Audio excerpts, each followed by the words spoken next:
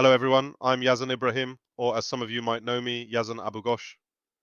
Today we're going to dive into a fascinating and essential topic from Chapter 5, Protection of Information Assets, Part A, Information Asset Security and Control 5.1, Information Asset Security Frameworks, Standards and Guidelines.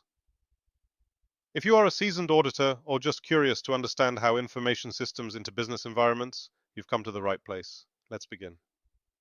Introduction: Why information security matters. Let's start with a fundamental question. What makes an organization's information its most valuable asset? Picture sensitive customer data, financial records, and trade secrets, all flowing and stored digitally. Maintaining the confidentiality, integrity, and availability, commonly known as the CIA triad, of this data is not just about installing firewalls or buying antivirus software. It's a complex, multi-layered approach that bridges governance, management, policy enforcement, and human responsibility. This is where information security management enters the conversation. But here's the challenge.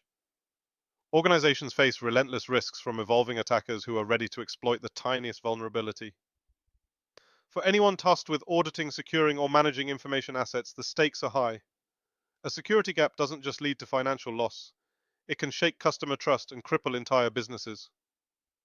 This video dives into the key elements of information asset security and control, from frameworks and methodologies all the way to ensuring employee accountability. In this journey, you'll uncover practical steps, robust standards, and actionable techniques to build a secure digital environment. The foundation: security frameworks, standards, and guidelines.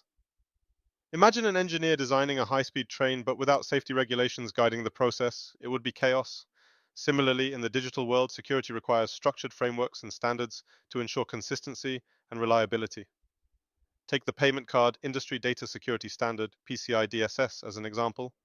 This industry benchmark lays out strict guidelines for any business handling payment card data.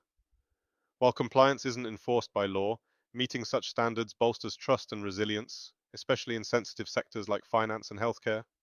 Some industries, such as power and energy, take it further, mandating compliance to ensure public safety. But what exactly is a control framework? Think of it as a toolbox full of safeguards, financial loss prevention, value preservation, and mitigation practices, all aiming to protect an organization's critical assets. Choosing the right controls isn't about guesswork. Instead, it's a precise calculation based on risk assessment results, return on investment, ROI, and cost-benefit analyses. However, even a well-intentioned safeguard can backfire if improperly implemented. For instance, an ill-configured software patch may shut down critical systems instead of protecting them. Successful implementation involves more than technology. It requires clear procedures to execute controls, training programs for personnel who maintain them, assigning ownership to individuals responsible for monitoring their effectiveness. Bridging theory and practice, auditing the information security management framework. Let's shift gears and discuss something crucial: auditing. While it might sound like endless paperwork, auditing is your organization's magnifying glass. It ensures the gears of a secure environment keep turning. A key focus of any audit is the Information Security Management Framework, ISMF, which includes logical access, security testing techniques, and implementation of incident responses. But it's not all broad policies. One cornerstone of an audit is scrutinizing the policies and procedures that set the tone for security operations, answering questions like, when was the last update? Are roles and responsibilities clearly defined? Is this framework setting the right foundation for proper controls across data, systems, and personnel?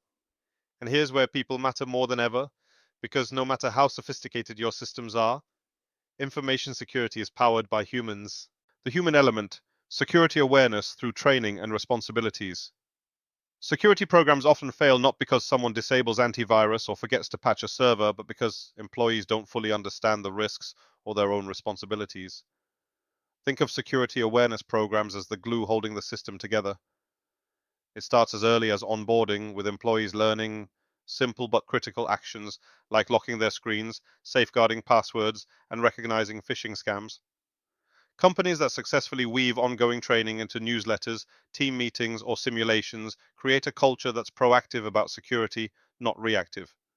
Even here, as an information systems IS auditor, your role is pivotal. Just by interviewing a random sample of employees, you can assess the program's reach and impact. Because let's be honest, if staff think security is just about locked doors and badges, the organization is far more vulnerable than it realizes. Ownership and accountability. Who's responsible? Here's a question worth pausing on. When something goes wrong, say customer data is leaked, who is responsible? It's easy to point fingers, but true accountability starts with well-defined roles. 1. Data owners are managers or directors who hold data responsibility throughout its lifecycle. Much like guardians, they authorize access and ensure proper controls are in place. 2. Data custodians are the technical team maintaining and safeguarding data, be it through backups, system administration, or patching vulnerabilities. 3. Security administrators focus on physical and logical safeguards, working within boundaries set by an overarching security policy. 4. IT users and data users, anyone interacting with the system, whether internal employees or third-party collaborators, have obligations to follow these policies. Through this structure, accountability is not just identified, it becomes enforceable. And enforcement isn't limited to data breaches. For instance, in termination scenarios, whether voluntary or not, an effective system must swiftly disable access to IT infrastructure to protect sensitive data moving forward. Think of it as closing the final chapter of an employee's journey without leaving any loose ends. Beyond individuals, security baselines and standards. There's a saying in technology, your baseline sets your ceiling.